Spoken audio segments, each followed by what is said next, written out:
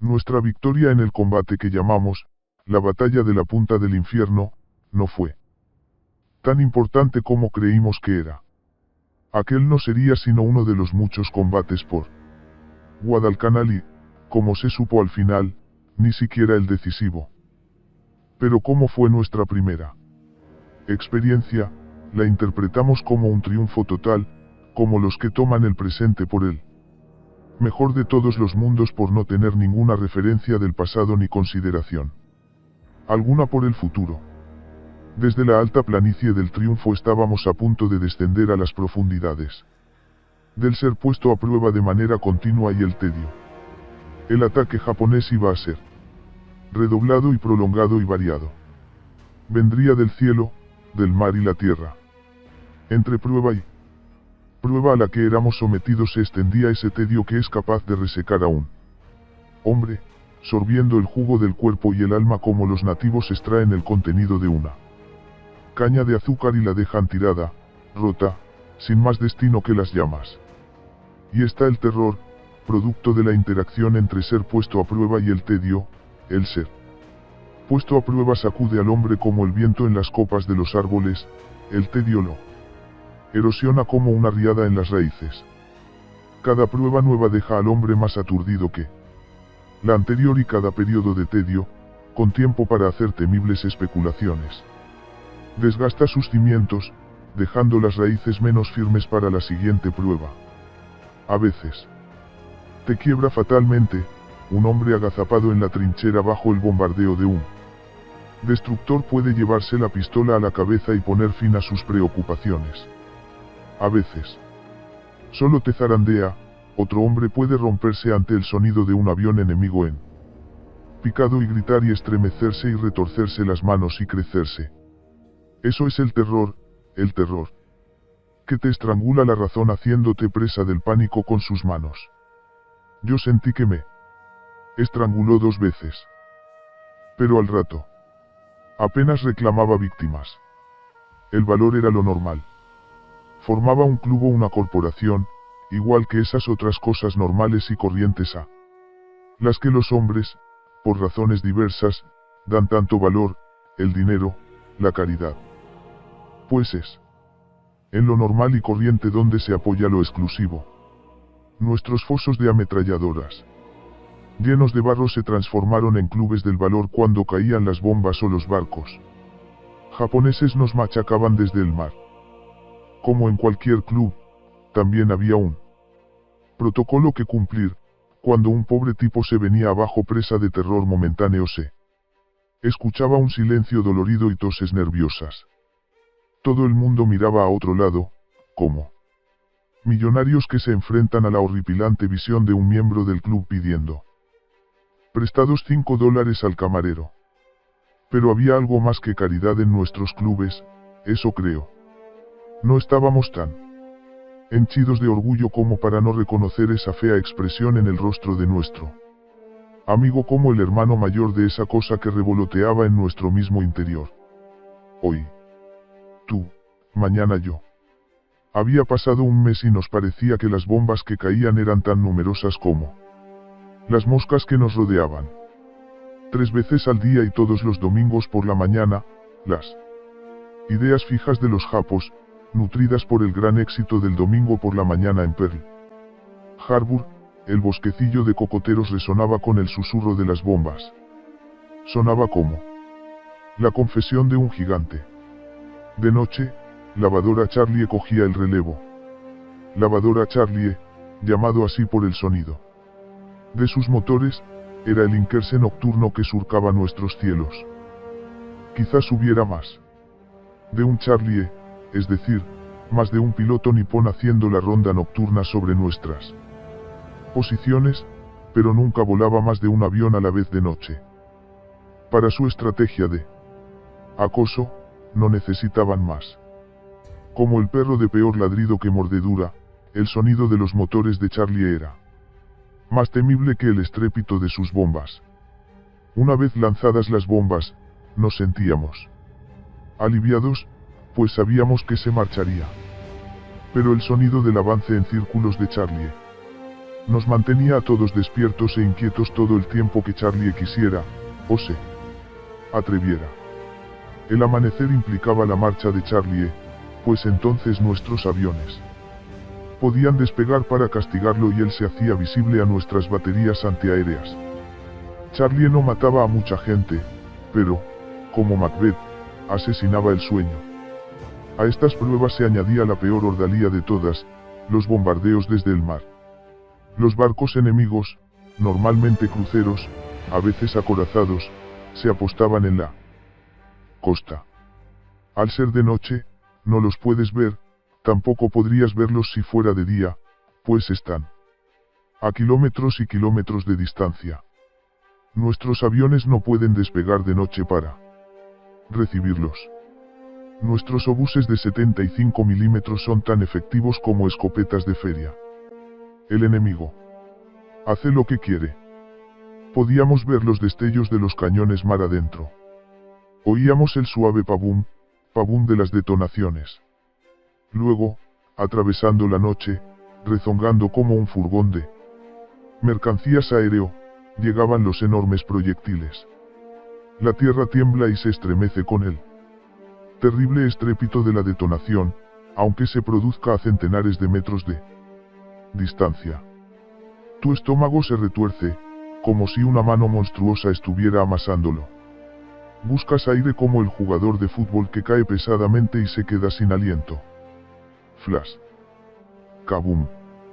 Fibo, woe. Bajan el punto de mira. Se aproxima. Oh, ese ha estado cerca. Los sacos terreros se caen, no puedo oírlo. No puedo oír el proyectil. Es el que no oyes, dice, el que no oyes. ¿Dónde está? ¿Dónde está? Flash. Kabum.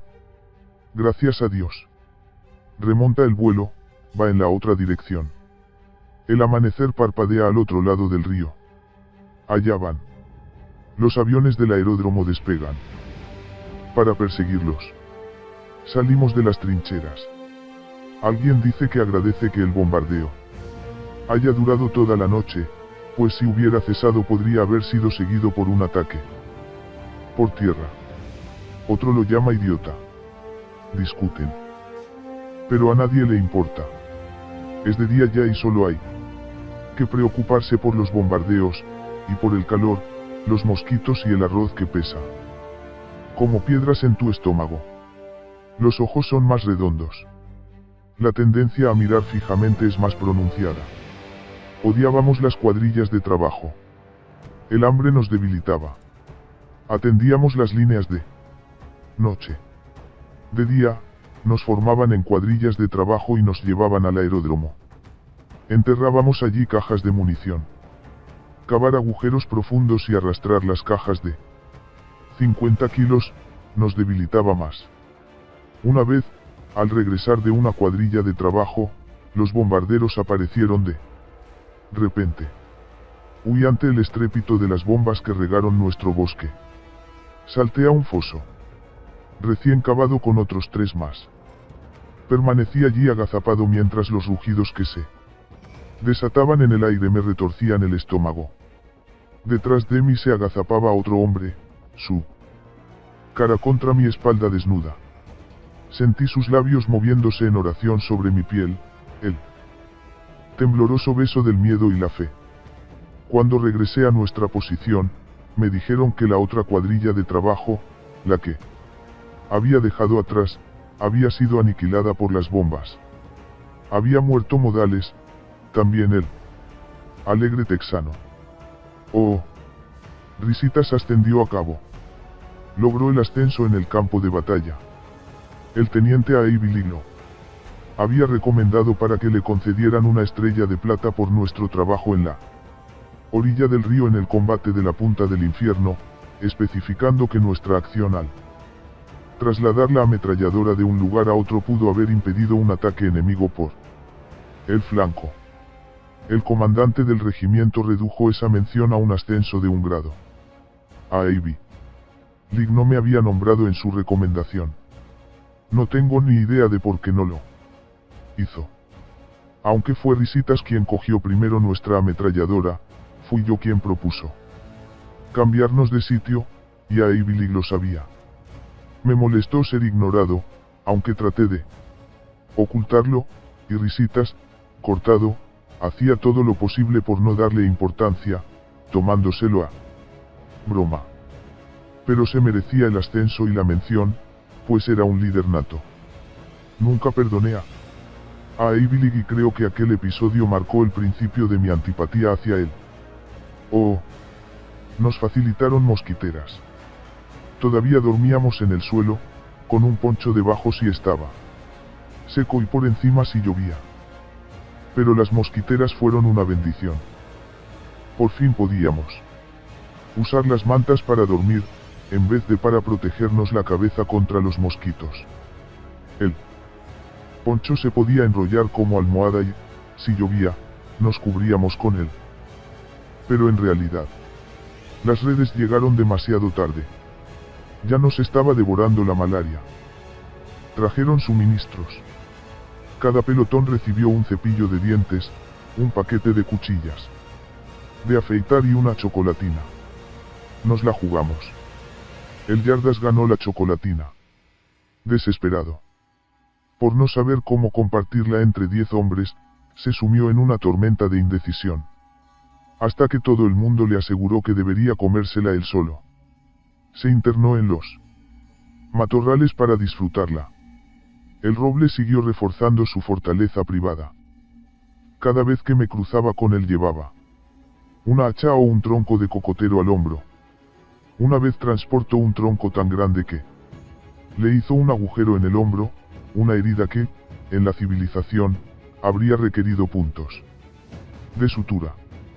Todo el mundo no paraba de decir esperanzado que la Marina aparecería la semana siguiente para relevarnos. Todo el mundo estaba desesperado. Oímos que la fuerza de relevo de la Marina había sido destruida en el mar. Risitas y yo visitamos el cementerio. Se encontraba al sur de la carretera costera que corría de este a oeste entre los cocoteros. Nos arrodillamos a rezar ante las tumbas de los hombres que habíamos conocido. Solo unas hojas de palmera marcaban el lugar donde estaban enterrados, aunque aquí y allí había burdas cruces donde habían clavado las chapas de identificación. Algunas de las cruces tenían chapas de latón, clavadas a la madera como rudos medallones, donde los marines habían grabado cariñosamente sus epitafios. Murió luchando. Un auténtico marine. Un gran tipo con un gran corazón. Nuestro amigo. Cuanto más duro era todo, más alegre estaba. Y también este poema, que he visto incontables veces, antes y desde entonces, el grito directo y sin pulir del burlón corazón del marine. Y cuando llegue al cielo, a San Pedro le dirá: se presenta un marine, señor. Ya he cumplido mi pena en el infierno. Otras inscripciones, la mayoría los nombres de los muertos, estaban hechas clavando balas en el suelo, de modo que el extremo del latón redondo de los cartuchos brillaba sobre la tierra. Risitas y yo alzamos la mirada para contemplar toda la llanura que se extendía desde el cementerio hasta la colina. Hay espacio de sobra, dijo él. Desde luego, contesté. Rezamos una oración ante la tumba de uno de los muertos de nuestra sección. ¿Sabes?, dijo Risitas, levantándose. Él tenía 200 pavos en la bolsa antes de llegar a punta del infierno. Los ganó en una partida de póker. Sí. Cuando fueron a enterrarlo no tenía un centavo. Oh. Planeamos la muerte de una rata que se había aficionado a la fosa donde habíamos emplazado nuestra ametralladora. Juramos que la mataríamos y que nos comeríamos su carne fresca. Solía colarse por los huecos del arma, casi revoloteando de tan rápido como se movía en la penumbra. Parecía que la rata se iba envalentonando a medida que a nosotros nos debilitaba el hambre, hasta que al final acabamos intentando colarnos por la tronera. Nunca la capturamos. Si lo hubiéramos hecho, dudo que nos la hubiéramos comido. Oh. Una noche nos bombardearon los cruceros. Un proyectil aterrizó en el lodo del río bastante cerca de nosotros, nuestro emplazamiento se estremeció como si fuera gelatina. Nadie habló, hasta que Sínculo dijo esperanzado, debe de ser de mala calidad. ¿Es que nunca has oído hablar de los temporizadores? Le contesté, y todo el mundo se echó a reír, excepto Sínculo, que empezó a sollozar. Tuve que abofetearlo. Otra noche, una noche muy oscura, nos acurrucábamos en las trincheras mientras los sonidos de la batalla se nos acercaban desde las colinas situadas a nuestra derecha. Estábamos alerta, esperando un ataque. Nos pasamos allí sentados toda la noche, toda entera, hasta que la mañana nos trajo la noticia de que se había librado la primera mitad de la batalla de Vladirillo. Los japoneses habían sido repelidos. Cuando volvió a caer la noche, se reemprendió la batalla. Volvimos a sentarnos de nuevo en la oscura trinchera, esperando. Esa vez casi no hubo ningún chasquido de armas de fuego pequeñas, solo el retumbar y el estrépito de la artillería. De nuestra artillería, eso esperábamos. Nos turnábamos para asomarnos a la trinchera en busca del enemigo en nuestro frente o nos arrastrábamos hasta la orilla del río para ver mejor. Solo podíamos esperar que los Raiders y los paramarines aguantaran allá arriba en aquel infierno negro y escarlata, donde se manejaban en un espacio tan cerrado que nuestra propia artillería bombardeaba nuestras posiciones, abandonadas por los marines que la defendían y dominada por los atacantes. Nuestros obuses de 105 milímetros escupían descargas a una velocidad increíble. Yo no estaba cerca, y sin embargo hacían que me dolieran los dientes. La mañana fue una bendición. Espantó el temor de que los japoneses rompieran nuestra línea de defensa en las colinas, se abrieran paso por la abertura y se esparcieran por los bosques detrás de nosotros. Sabíamos que los japoneses habían sido derrotados. Y, curiosamente, la ansiedad de aquella vigilia resultó ser casi tan agotadora como la lucha real. Indiana lo dijo al día siguiente. Estábamos reunidos a la sombra del único árbol de la orilla del río. Indiana estaba apoyado contra el tronco, tallando un palo. Siguió afilando el palo con su navaja, cortando largas tiras rizadas de madera blanca, y habló como si no le importara que se oyeran o no sus palabras. Van a desgastarnos poco a poco, dijo, marcando las frases al compás de las tiras de madera. Anoche vinieron contra los Raiders, como ya hicieron contra nosotros.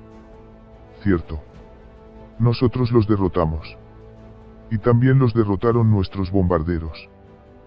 Pero cada vez perdemos un poco.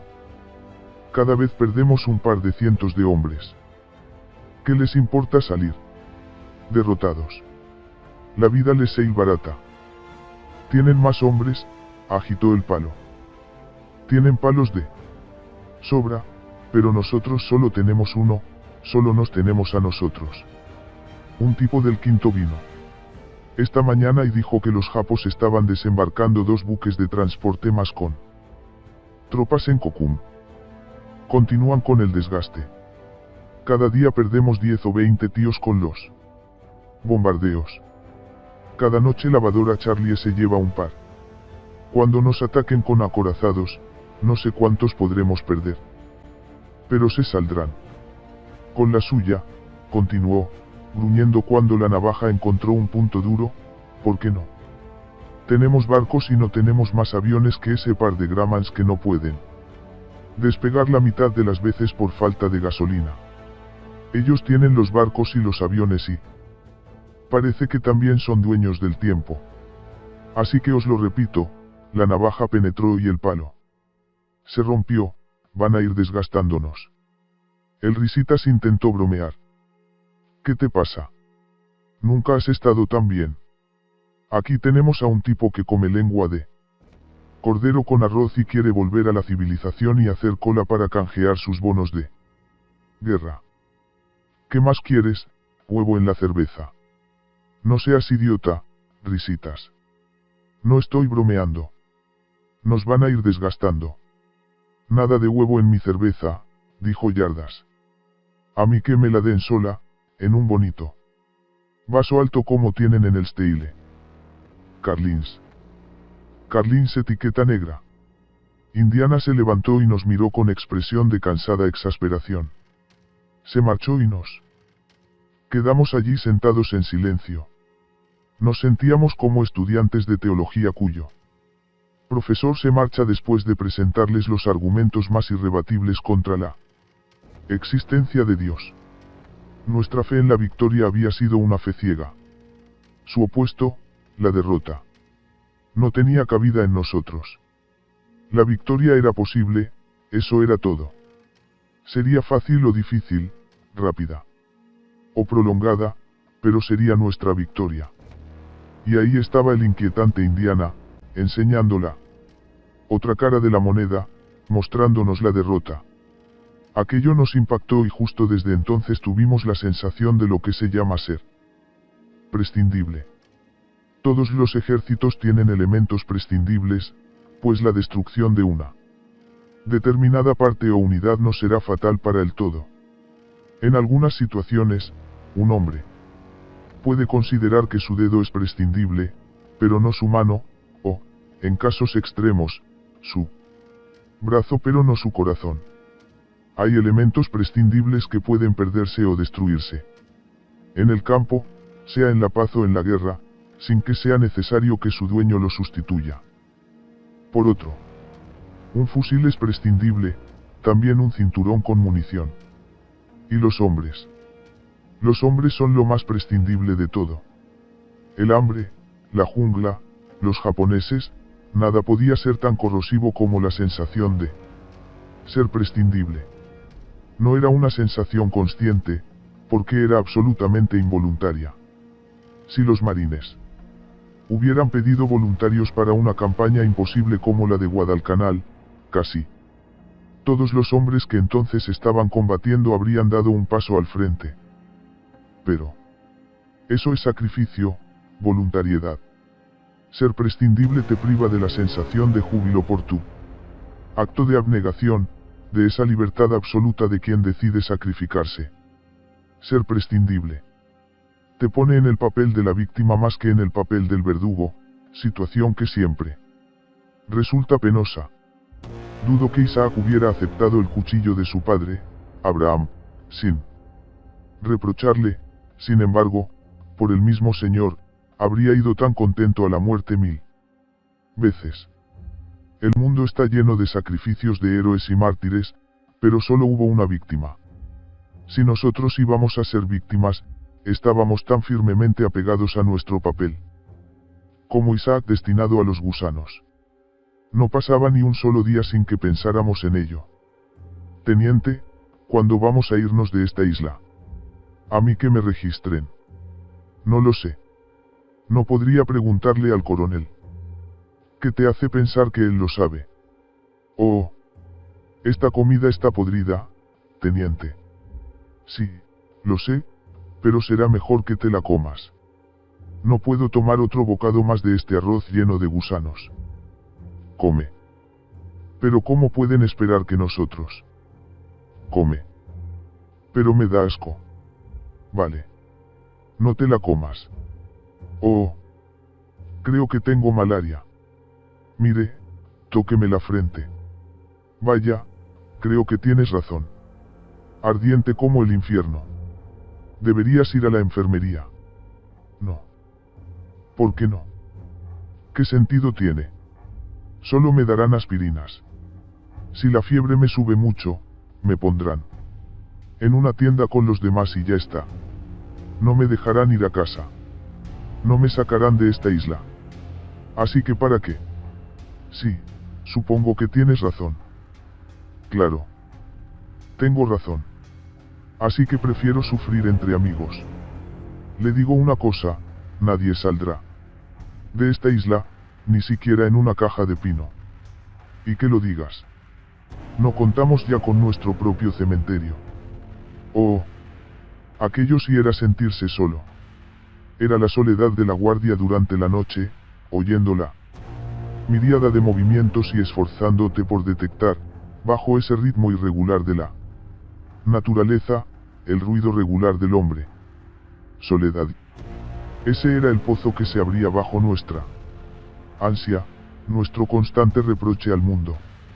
En otro sentido, en un sentido casi sensiblero, nos habíamos acostumbrado a la idea de ser huérfanos.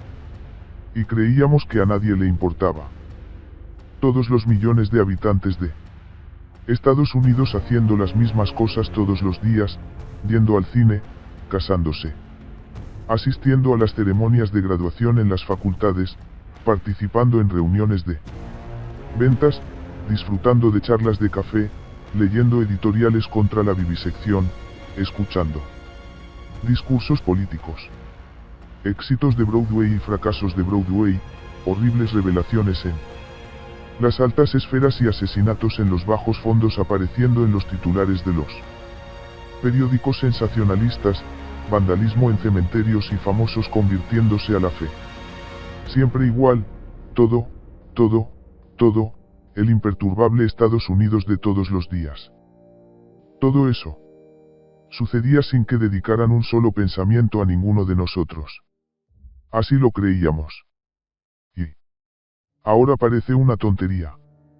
Pero entonces era bastante real, y creo que nos habríamos vuelto insoportablemente amargados en aquel río maldito, si no hubiera llegado por fin un cambio liberador y desgarrador. Nos enviaron a tomar nuevas posiciones. Abandonamos el río. Lo abandonamos sin más preámbulos. Nos echamos los macutos a la espalda y las armas al hombro, atravesamos el puente de madera donde el Tenaru se curva, dejamos atrás el cubil de los cocodrilos y subimos una colina y bajamos a los llanos.